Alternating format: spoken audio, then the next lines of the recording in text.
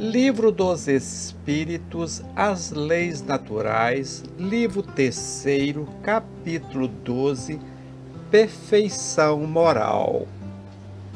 Das Paixões, questão 907. Uma vez que o princípio das paixões está na natureza, ele é mau em si mesmo? Não, a paixão está no excesso acrescentado à vontade, porque o seu princípio foi dado ao homem para o bem, e elas podem levá-lo a grandes coisas. É o abuso que delas se faz que causa o mal. Questão 908. Como definir o limite em que as paixões deixam de ser boas ou más?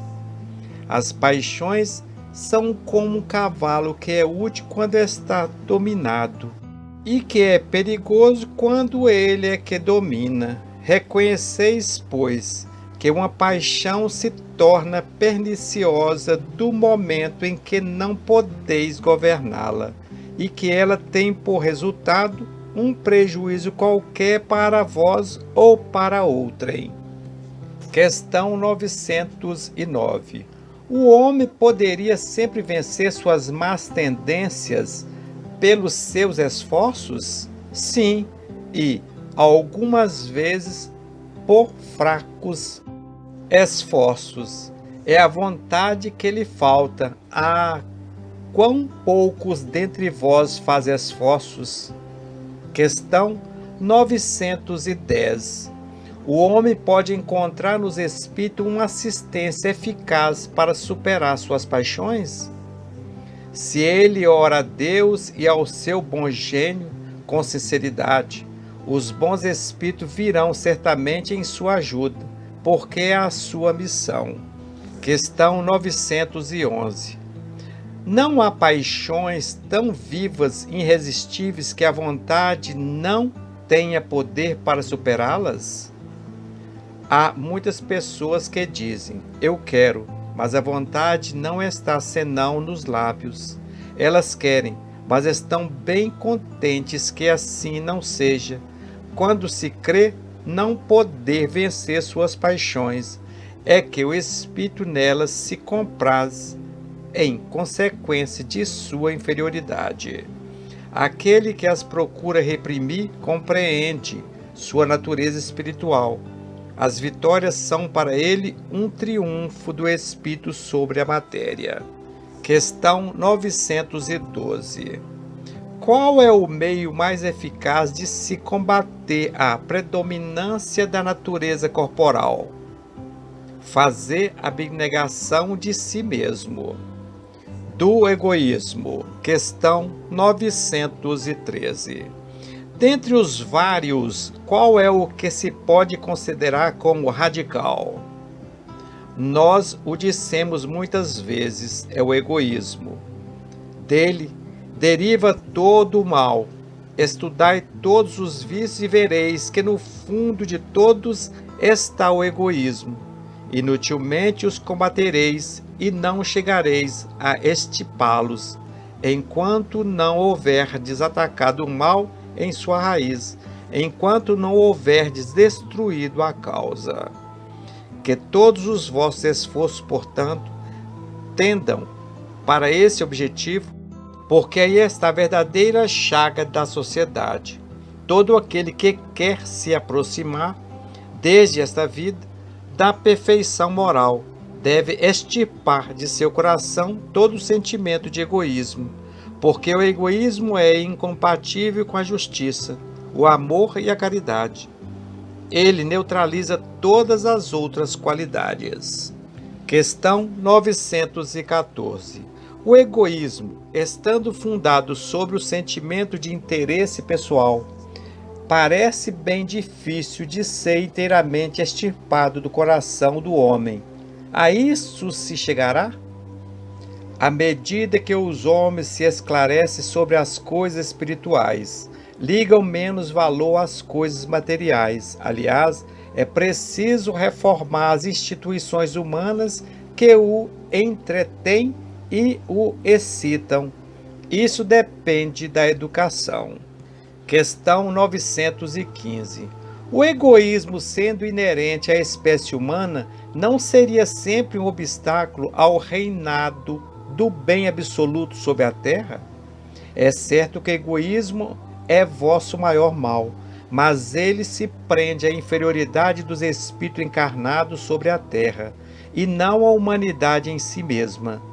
Ora, os espíritos, em se depurando pelas encarnações sucessivas, perdem o egoísmo, como perdem suas outras impurezas.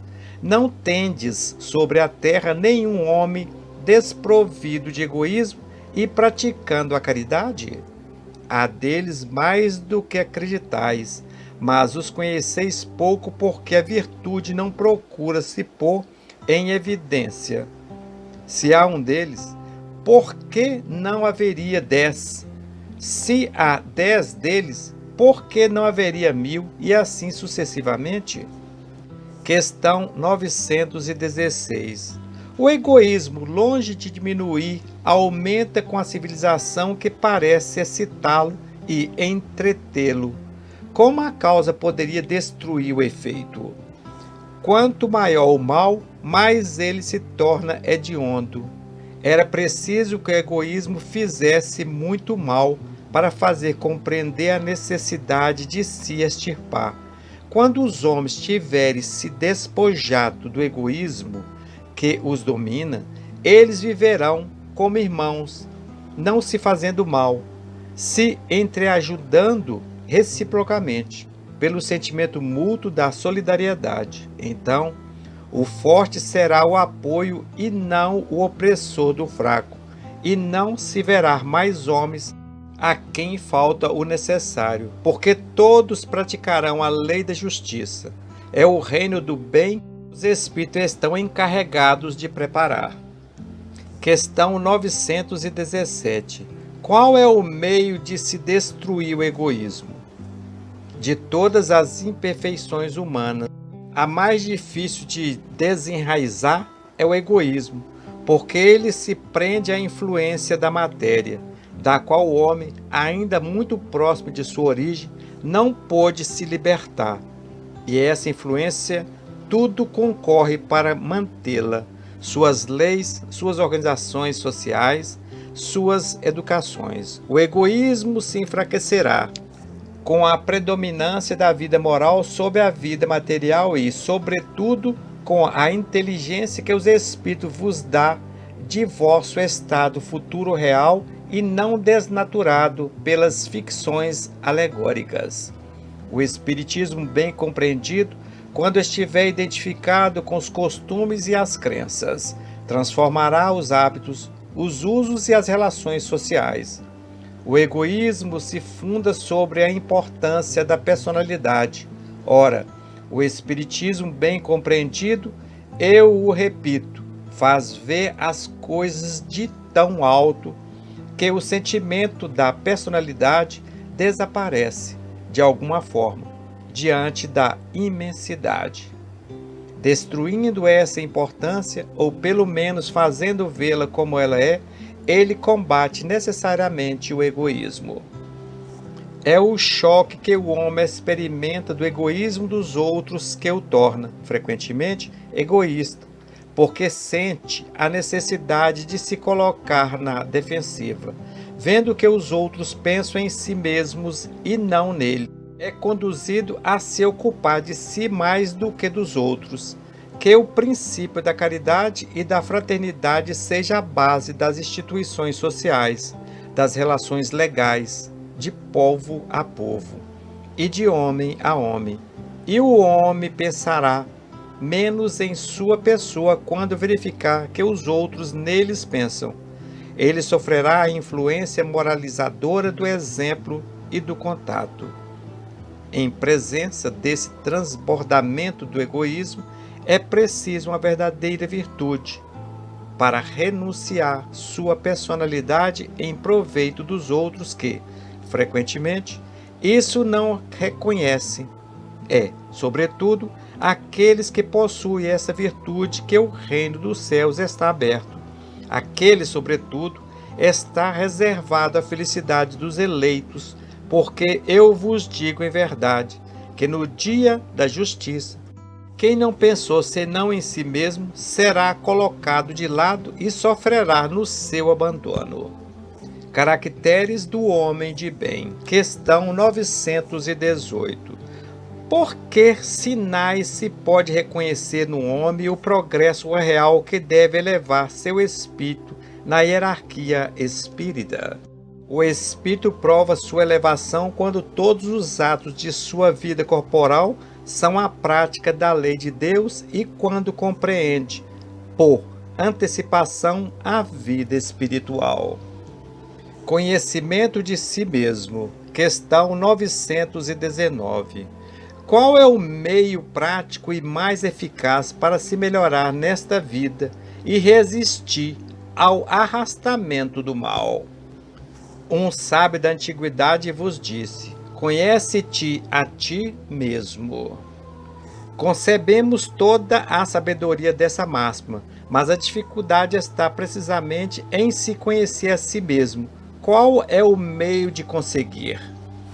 Fazei o que eu fazia eu mesmo de minha vida sobre a terra.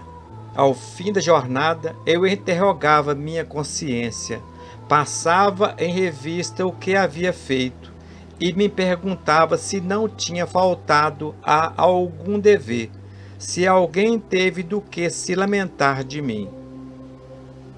Foi assim que cheguei a me conhecer e ver o que havia para reformar em mim.